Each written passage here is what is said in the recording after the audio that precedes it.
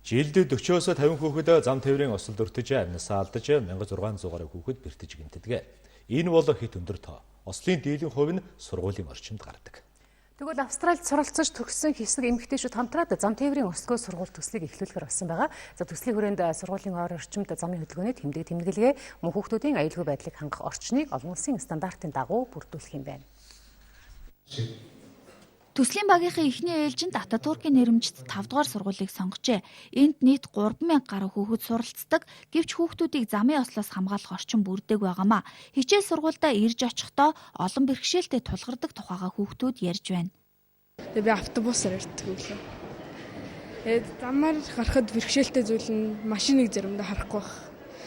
Зарим эргэлтэн дээр машин эргэх үгүй мэддэхгүй байдаг. Манай болохоор жоохон хол байдаг гэрээс зайтай. Тэгээд зарим замын гарцан дээр болохоор гэрлэн дохио байдгүй. Тийм учраас гарахад жоохон өндөрлөлтэй байдаг. Тэгээд манай найз хэлснээр болохоор зарим машинууд хэтэрхий хурдтай явдаг. Тэгээд тэрнээс болоод жоохон хэцүү байдаг.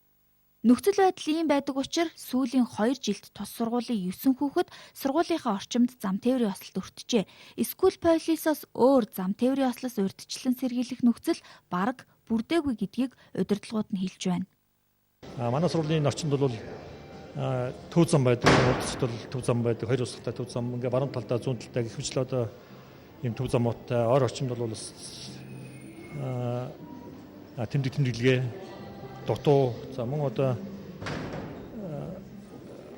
явгооны одоо гарц гармын тэмдэглэгээ гэхмэчлээ одоо дутуу зүйлүүд их олон байдаг. Ийм байдлаар улсын хэмжээнд өнгөрсөн онд хэд 1087 хүүхэд зам тээврийн ослолд өртжээ.